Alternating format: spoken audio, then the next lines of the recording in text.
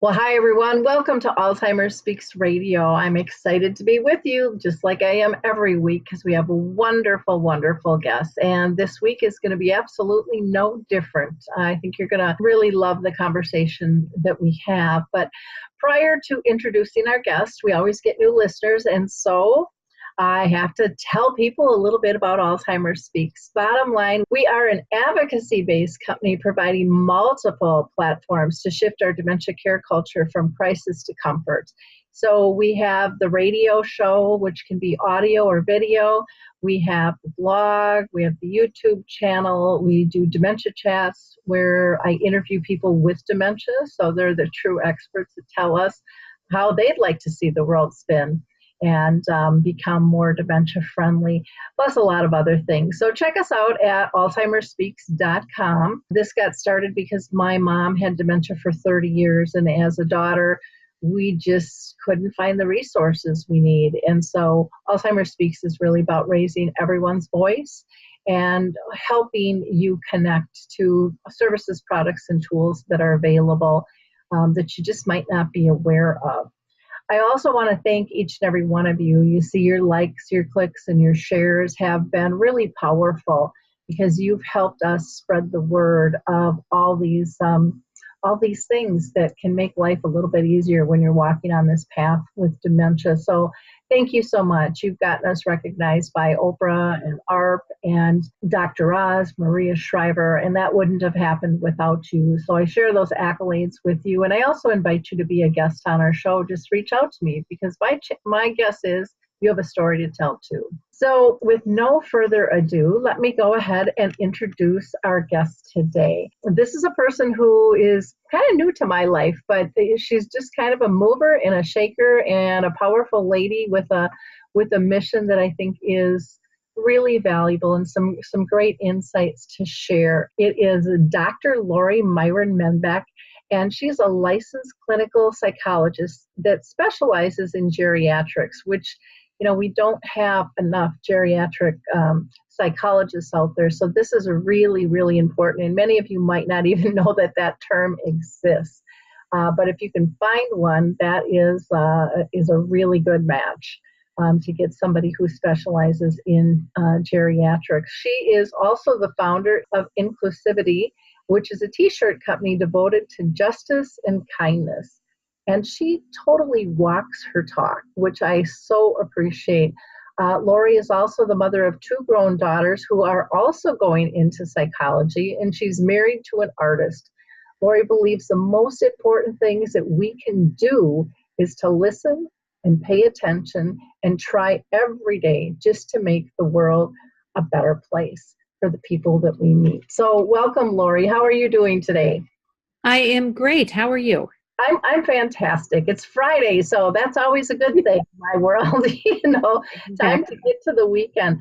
Now, before I ask you questions regarding your business and background, I always like to start out, ask every one of our guests, have you been touched personally with your own sphere of family and friends by dementia? Lori, I think that I didn't know this at the time, but I'm confident that my grandfather actually had dementia when I was a child. I was probably when I was a teenager. And I remember going to his house, and he really just sat at his kitchen table and always seemed content and happy, but really didn't remember who we were most of the time. And luckily, he had my parents nearby who really took care of him and spent a lot of time with him and made sure he ate every day and sort of just, he was allowed then to age in place and was in his home until almost the time he died. So it was really a nice thing. And looking back, I think they handled it well without having any information. Mm-hmm.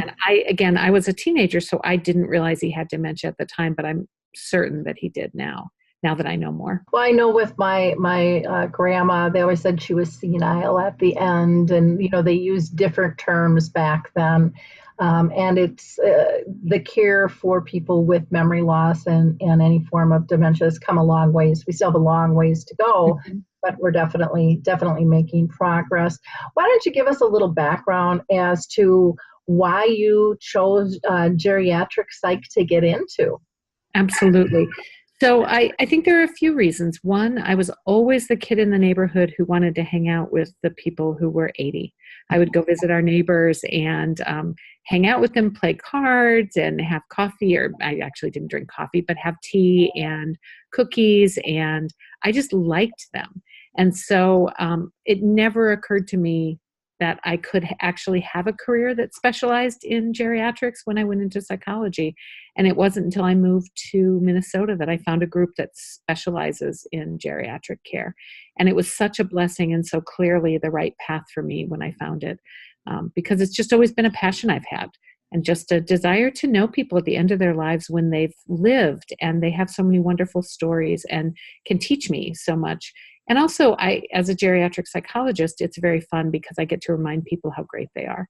I get to meet with someone and tell them that whatever is going on with them, whatever their memory is whatever their memories are right now, they're still wonderful and they're still good to be with, and that they're still a pleasure. And so it's a real treat for me to get to do that.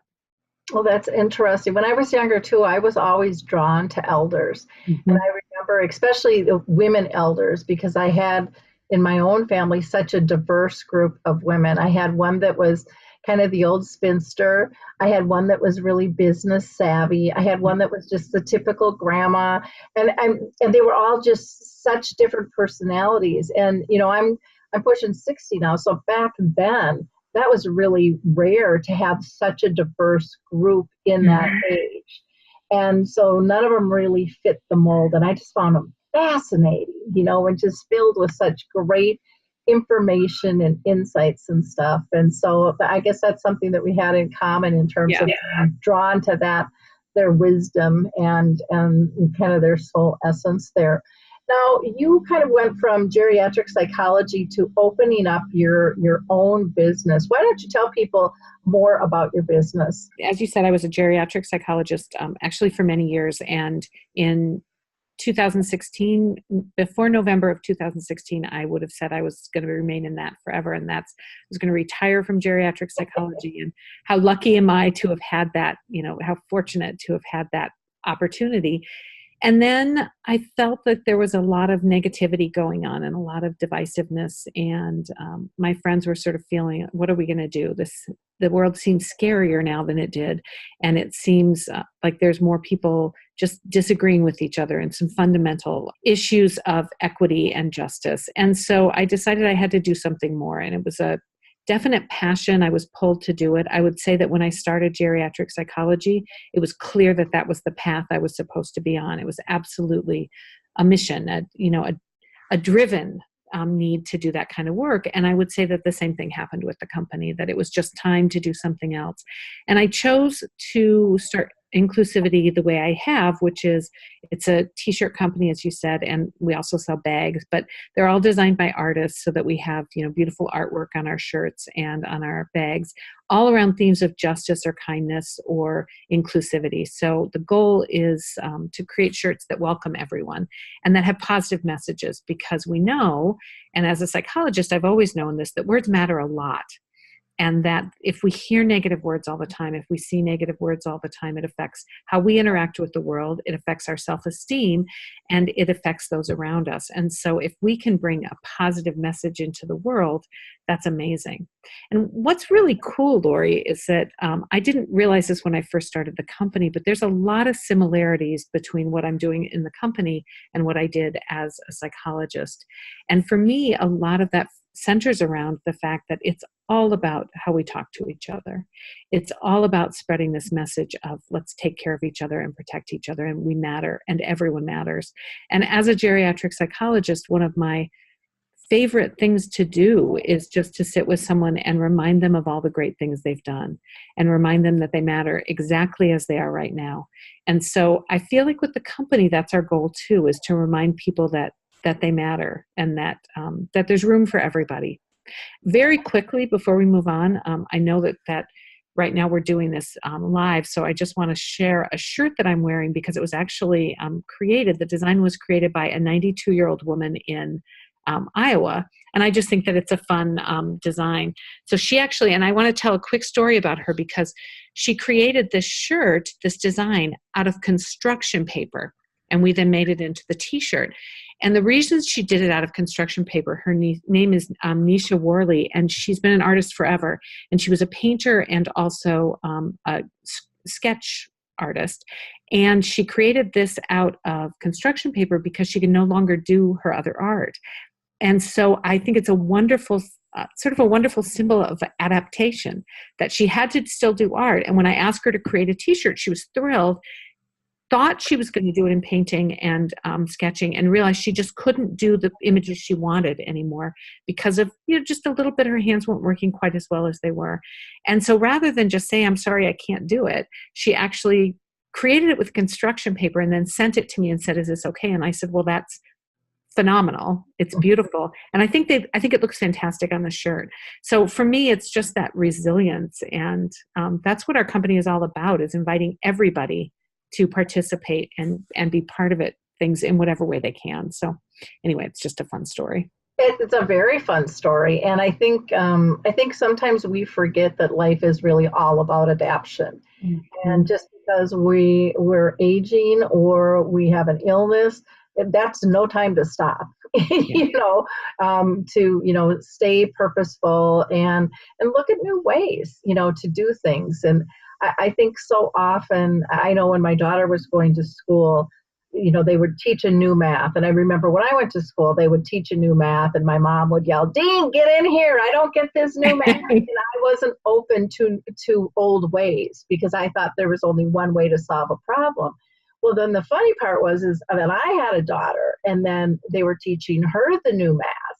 And the same thing happened where she was not open to other ways to do it. And I think that that's such a grave mistake when we aren't open to because there's multiple ways to approach any problem in life or any situation, but we've gotten so close focused that this is a right way and this is a wrong way. And I think that that's something that we need to talk about more. I think it needs to be brought into the schools more because everybody does learn a little bit different. The other thing that I wanted to make comment on, because it amazes me some of the similarities that we have in terms of growing up. You seem to be a social justice girl, and so was I. I was always standing up for the underdog. And I always have, since I was really little, wanted the playing fields even. Mm-hmm. I just, at my core of me, wanted this level of acceptance for people. Yeah. And so I've always worked really hard at that, even as a child. Mm-hmm.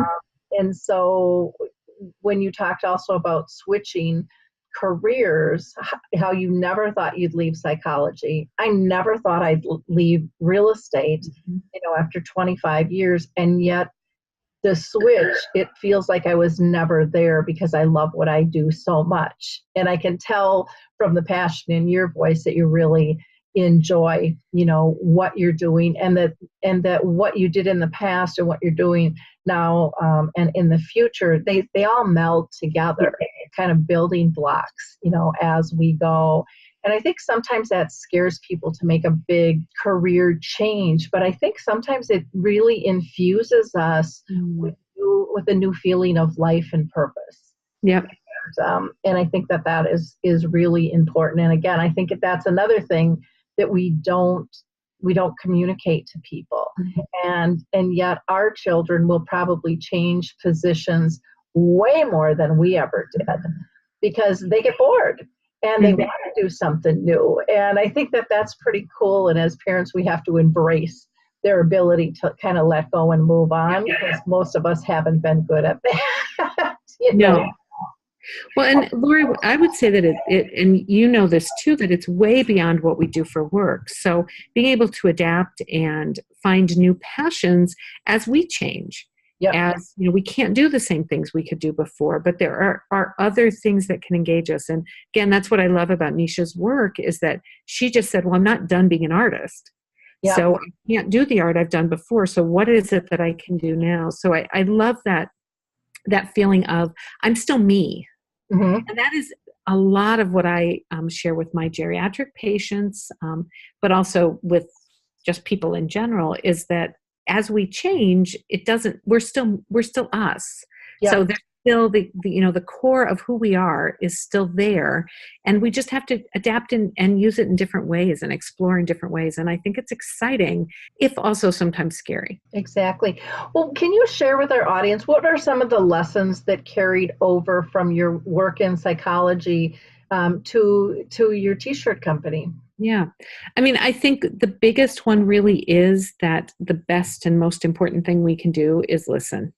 As a psychologist, you listen all the time. It's sort of what you're literally paid to listen and occasionally make a comment. But I think in general in life, we are better when we listen. I think it makes people feel more accepted. I think it makes people feel seen. And I strongly believe, and this is carried throughout my life, that what we all want is for somebody to see us. We want somebody to notice who we are. We want someone to hear what we're saying and understand what our passions are and to really kind of get us. And we cannot get each other if we don't listen. Yeah. So if every time you're speaking, I'm waiting for you to be done so that I can say something, I'm not hearing you, and I'm probably going to miss something incredibly important that you've said. And it might be the tiniest little thing. And I will also say that I know that I'm happier when I pay attention to other people. I know that the benefit to me is so significant that, with my clients that I've had through psychology, I have gained and learned much more than I've possibly given, and been privileged to be in the presence of people who have lived a life and who can talk to me about the pieces of their life that they've lived, regardless of how many of those pieces they remember. There's still stories there, and there's still these amazing things to share. And the other thing I would say is that, as far as the psychology and the business, is to slow down. I think that's a funny thing for me to say today. And in fact, right before talking to you, I stepped in my cat's litter and dumped it all over my living room floor. So that, it's been a hectic day. And that was only because I was rushing that I did that. But I think I know at the core of me that part of being human and part of connecting with each other really is just slowing down. And I told my children, and I like to tell my clients too, and staff that I work with sometimes, if there's not really a fire, don't react like there's a fire. If you have a minute, take a minute. There are some emergencies that you really have to hurry and run. Almost none of the time is that true. So if it takes an extra 3 minutes to give someone a bath, or it takes an extra 20 minutes for someone to have their dinner, most of the time it really doesn't matter. And I think that we can get so wrapped up by the clock and by believing that there has to be this schedule that we forget that really, why? It really doesn't matter most of the time. So that's a lesson that I think really does follow through just across life. Yeah, I know for me, like with dementia with my mom, I created a tool called Your Memory Chip, because there were times where I wasn't the gracious daughter she deserved. And I felt really bad about that. And so I had interviewed a bunch of people and done a bunch of things. But bottom line was, instead of focusing on my list of things to do, I started focusing on 3 simple things. And that was she safe? Was she happy? And was she pain-free? Because those were the critical thing. I wanted her to be comfortable. Yeah. I wanted her to be safe. I wanted her to be happy. And that changed how I did my tasks. That allowed me to let others in to do some things. It made me realize I was just what you were saying. I was putting pressure on myself to get stuff done in a certain time frame that was totally irrelevant. But what we've turned into, I think, in a society is we follow these checklists because life has gone so fast, and we feel good checking stuff off. But checking stuff off does not build a relationship. Yeah. And, we talk so much about being person-centered and doing something for others. Well, they don't really care 90% of the time what we do for them. Again, it gets back to how do we make people feel? Yeah. And that sense of being quiet and listening and letting them tell a story, or just kind of reveling in their presence. Maybe there's no words to be said, especially with somebody with dementia and stages. It's just about being and appreciating that gift of just being and in communicating. So it looks like somebody wants in on the communication there. Who do we have here? This is Bella. Bella. And when she wants to be friendly and affectionate. She's lovely. Mhm. And when she decides she's done, she's less lovely. Boom, there she goes. Oh, she'll be back now, though.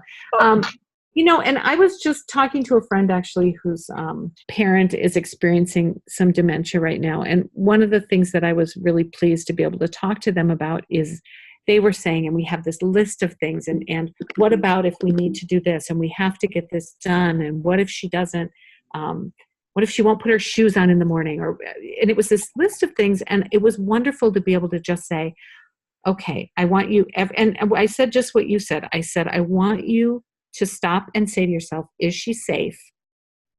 Is she comfortable? And is there anything on this list that really crucially has to be done?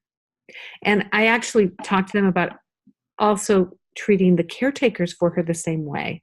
Because one of the issues was, and this happens all the time, one of the issues was family feeling hard feelings about each other regarding the caretaking, and the person who's caretaking the most feeling a little resentful at times, but the other people feeling like they're not always doing everything exactly the way they should. And so we talked a lot about, do you feel like everyone in that group is trying their best?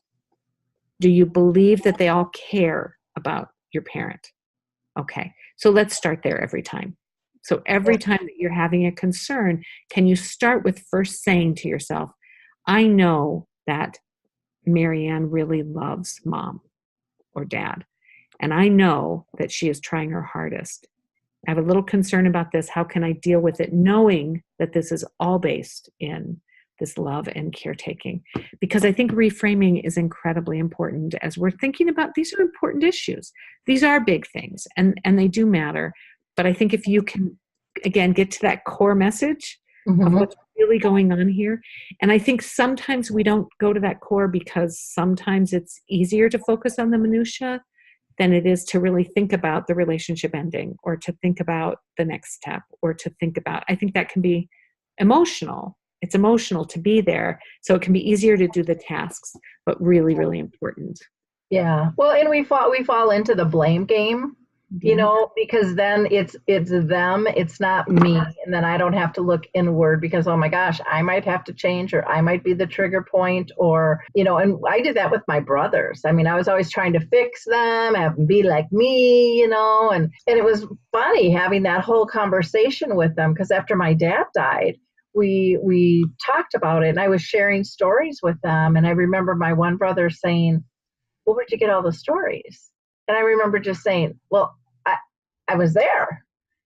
And it was at that point that it hit me, oh my gosh, how much they missed. And my heart just sunk, and I felt so sad for them.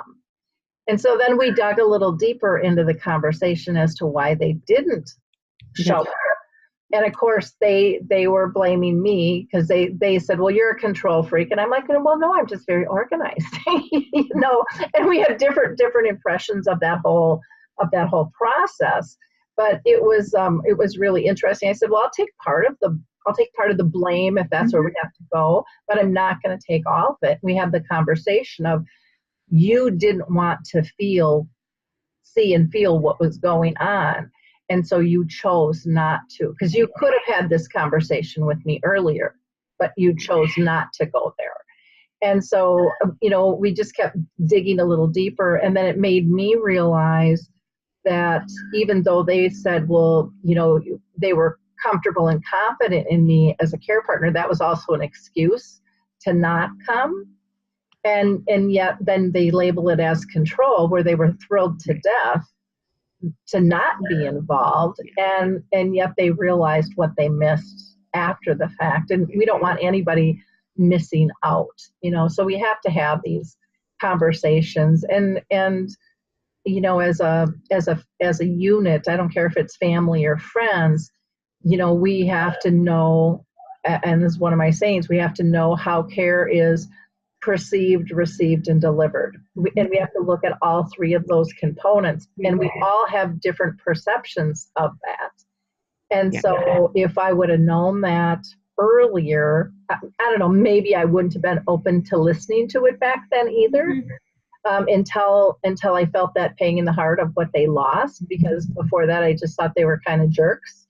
because I was blaming them for not being like me. But it made me realize the importance of, the diversity and the gift of diversity. If it's within a family, if it's within a community, if it's within a culture, it doesn't make any difference. But those are all gifts. But we've learned in society to be scared of those differences. Yeah. Well, and I think what's so interesting about that is that that's also a tie-in to the company and the country at large. We don't agree with someone, and then we get mad and we feel like they're the bad guy. And I think that it can culturally affect us as well. And part of the goal with the company is to always be spreading a message of kindness and caretaking and taking a breath and waiting and trying to see other people's perspectives and approaching every situation with a sort of a radical and intentional kindness.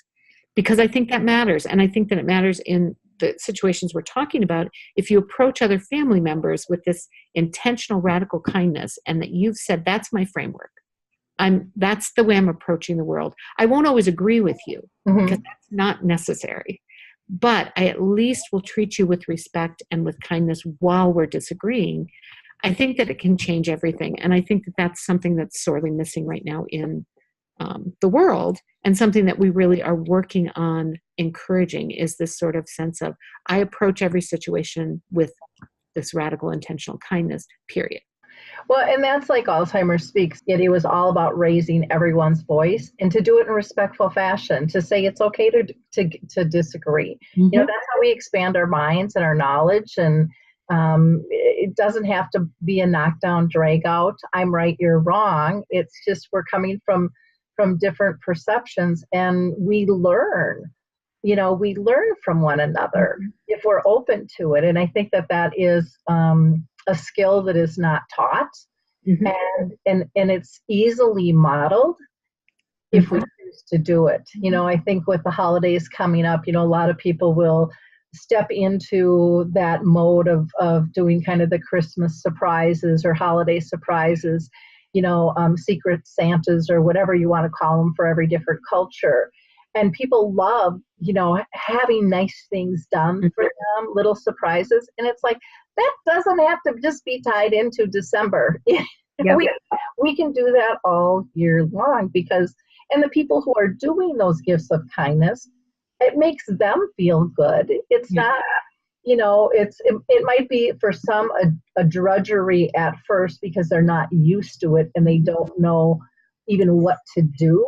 And some people, I think that it has to be a really big thing. And maybe you're just scooting in somebody's house and making their bed, and putting a chocolate on their pillow or something.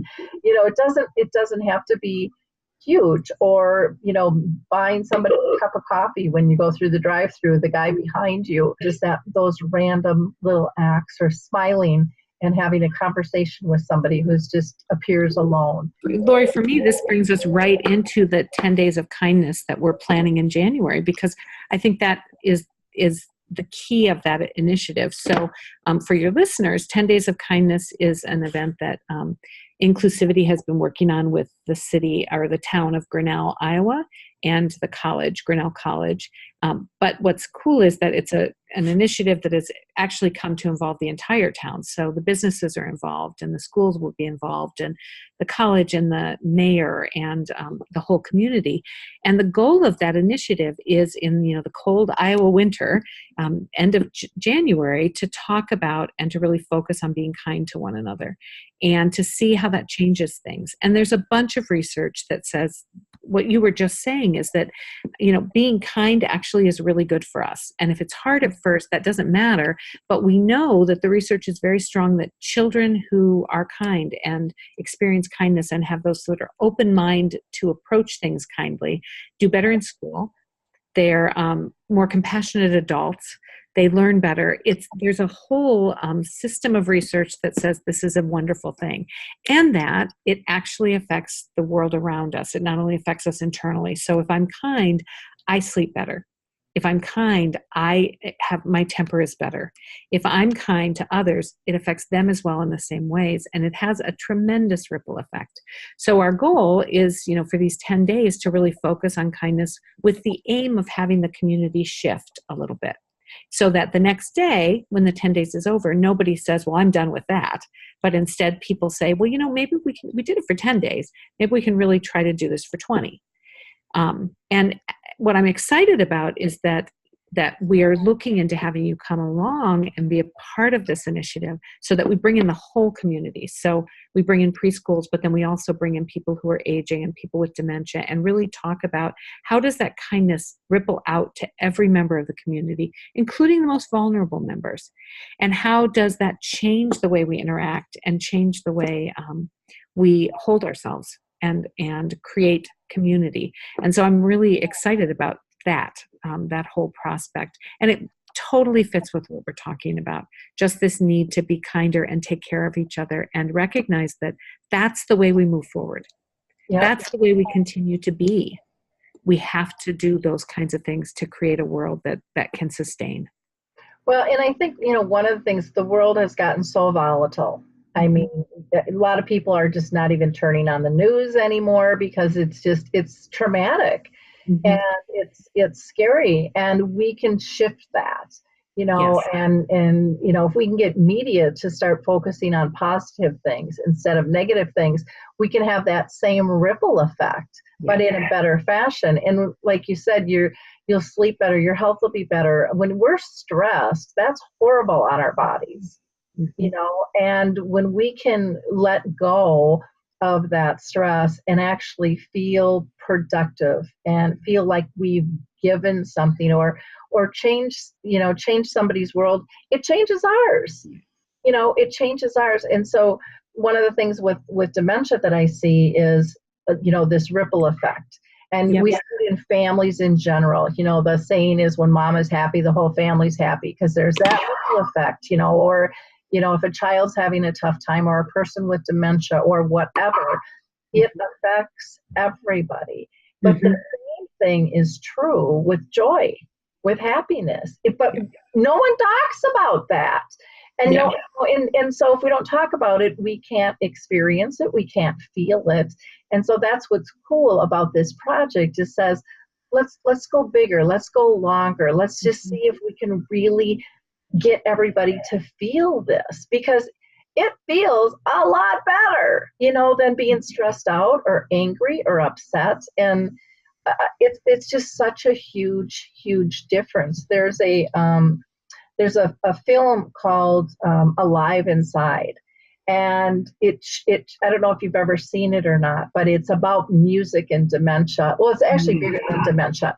It's a social worker who took headsets into a nursing home in different places. And so people with post-traumatic stress, with dementia, with bipolar, with all kinds of stuff, they put these headsets on them and they just bubbled. I mean, it changed their mood. And by changing their mood, you can hear in the background, it's changing everybody else's mood. They're fascinated. We've never seen Henry like this before, or we've never seen Betty like this before. And they were filled, you could just feel the joy they were feeling, that this had come alive. And so I think the importance of the ripple effect is so profound, and yet it's understated and underused and underleveraged, to shift our care culture. And to me, that is what kindness does, is it helps shift our care culture, which we as a society, we really don't even talk that we have a care culture. And so if we don't talk about it, we can't fix it. And I think that this is a beautiful way, because it is so intergenerational as well. There isn't anybody that cannot participate. I wanted to have you share with our audience kind of your childhood influence to your kind of social justice cause, and where did the kindness stem from, do you think, if you brought it back? I think it absolutely stemmed from my parents. Both my parents are pastors. They're pastors of the United Church of Christ, which is a very liberal, justice-focused branch of Christianity, and very much raised me to believe that part. I was thinking about this the other day because I actually recently wrote just a paper on the link between happiness and kindness, which I haven't put out yet, but I will. And I was thinking about where did this come from for me? And it definitely came from my parents, from their teaching to me that the only way to be in the world was to be kind, that the only way to be human was to take care of each other.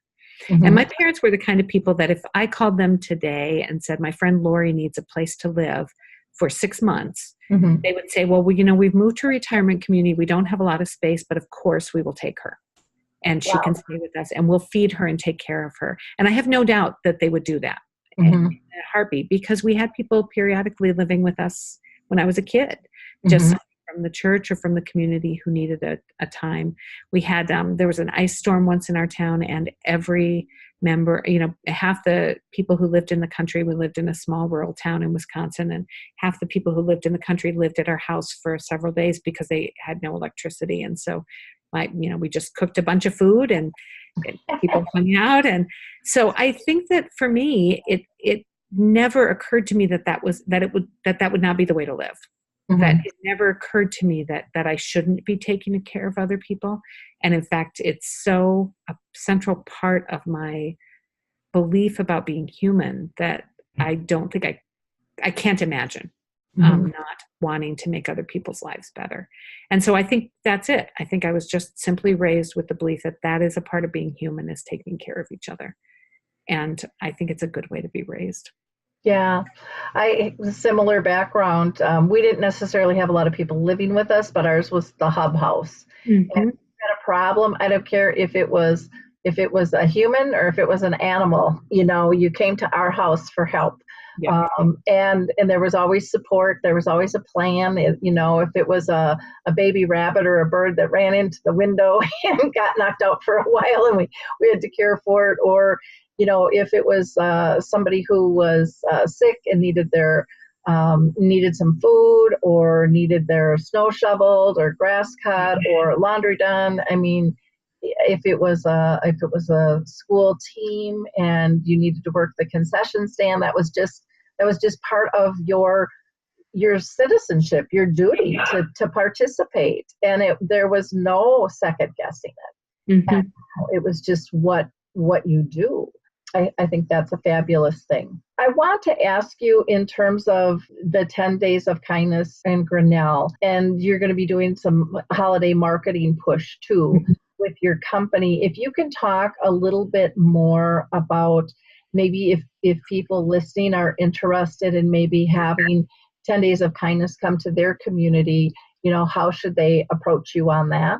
And then talk about your holiday marketing push as well, if you don't mind. I would love to. So the 10 Days of Kindness in Grinnell this year is sort of our prototype. So what I would advise people to do is, if they're interested in trying to get this going in their community, wait until after February, and then contact me at, the company is our website is www.inclusivity, INCLUSIVI-TEE.com. And there's a link to information, and they can contact me that way. And I would be thrilled to talk them through sort of what we did, what our plans are for next year. Our goal, frankly, for next year is to have basically a prototype program written up that a community could get that program and look through it and say, oh, we love these pieces of this, let's incorporate that. Or, we wouldn't want to do this piece, but we want to do this piece, just so they can sort of personalize it for their own community. And I would love to be involved with helping to plan those and sort of give advice and talk through what worked, what didn't. So that's definitely something I would recommend. As far as our holiday push, we're really excited because we have some really great products coming out, and those will all be part of our holiday push. So we'll have some coming out online the week of Thanksgiving. We have a couple designs that have to do with music, which are just stunning, and we have one that has to do with conservation. that has beautiful images of animals that have come back from the point of extinction. So animals that were on that list and are no longer on the list. So it's a really lovely tribute to the importance of conservation and why it works.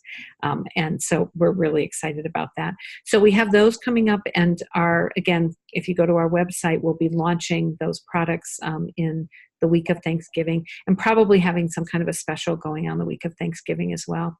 We're also introducing a couple of new products specifically geared at older people. So one of them is, I think it'll be on a towel, and it'll say recipe from Grandma's or Grandpa's kitchen, and it's a recipe for a happy life. So I think it's going to be very cute and really perfect for frankly, for any grandparent on your list. Mm-hmm. So we're doing that. And we also have two physical markets that we're having. If you're in Minnesota, we're actually going to be at Ridgedale Mall on Black Friday, and then one weekend in December. So we're excited because we have some cool products coming out. And we are also in the process of switching to hemp, because hemp is an incredibly earth-friendly material and probably one of the most earth-friendly. And so that's being introduced at our marketing this holiday season too. So that's very cool. Now, are you doing bags too? We do have bags as well. And in fact, I just got some really beautiful tote bags that were done by a woman somewhere in the US. I can't remember where she's from, but I think somewhere out east, but they're totally made of hemp, and they're just lovely, like overnight kind of tote bags. So we have those, and we also are doing produce bags. So a hemp bag that would replace your plastic produce bags. And we're printing that really cool image on those as well. So yeah, we have bags and t-shirts, and I'm very, very excited about the things we have right now. Oh, good. Now, is there anything else that we haven't covered that you would like to share with our audience? Anything I missed? Well, and I think that just so your audience kind of knows a little bit more about this, the company story, because I did not say any of this when I was talking before. We donate 50% of our profits, and during the holiday season, the thing that I just talked about with you, the towel with the grandma's recipe or grandpa's recipe on it, we will be donating 50% or we'll be donating 10% of each product that's sold to a local organization that works with people who are older. We're still finalizing that, so I'm not going to announce yet who it is, but that's very cool. And then we also donate time and energy and help plan nonprofit fundraisers and also community events. So we just had an event that was called Kindness at Home, and it was in sort of solidarity with people who were experiencing housing problems. So our goal with the company is, as you said, we really do try to walk the walk as well as talk the talk, and make sure that everything we're doing fits into our company model and our company mission. And so that's our goal, is to be pretty transparent and to do good things wherever we can for anyone that we can. Yeah. When you were talking about the towels, you had mentioned, a great gift for grandma and grandpa, and I'm thinking it would be a great gift for grandchildren. Oh, that's actually true. To pass that on from grandma and grandpa, or even their parents. I think there's just so many life lessons, and just get them to focus and yeah, it'd be just kind of a neat intergenerational piece. I like that. For our audience, again, all the information is on the radio show page or the blog or the YouTube channel, whatever you are watching or listening this through.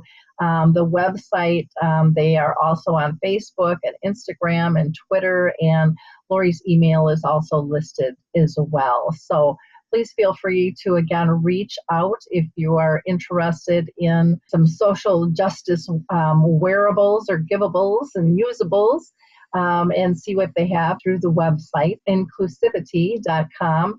And then if you're interested in this 10 days of kindness, put it on your calendar to reach out. And I would imagine if somebody contacted you earlier, because a lot of times people like to, hear a little bit more about it, you'd be open to talking with them too. Of course. This is a prototype that you are going to be tweaking. And I think from what you said, each community will do it differently. It's kind of like a memory cafe where this is the overall concept, but you use the resources and the tools that you have at hand, and you customize it to the needs that you know. And, exactly. You might decide to do it a second year, and that might be tweaked again because you've learned things. And And again, I think that's a good way to approach life, is that this is just one big learning curve, and it's all about making improvements as we learn, and sharing what it is you've learned. And that's one of the things that I really appreciate about you, Lori, is you're very open to sharing your knowledge and your wisdom. And I think so many times people are like, oh, I'm worried if I let somebody know I'm doing that, they're going to steal it. They're going to do it. And, there's so much to be done. There's plenty for all of us, to be able to participate in. And, November 13th is World Kindness Day, if I'm not mistaken. Yeah. And so that is something that you might want to just put down on your calendars too, just to remind you every year that this is the day to really make it big, but it is something that can be applied to every day and every moment of your life.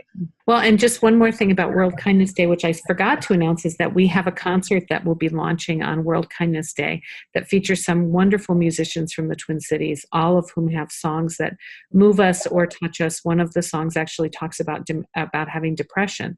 So they're just these lovely songs from artists in the Twin Cities, and it will be available free through our YouTube page, which we will also have an announcement on our website and on our Facebook page, so people can link to that and listen to some really beautiful music. Well, in closing, I hope you enjoyed the show, and I hope that you push this out to your sphere of influences, your Facebook friends, your LinkedIn colleagues, your Twitter tribes, and anybody else out there, because, the world just can't have enough kindness.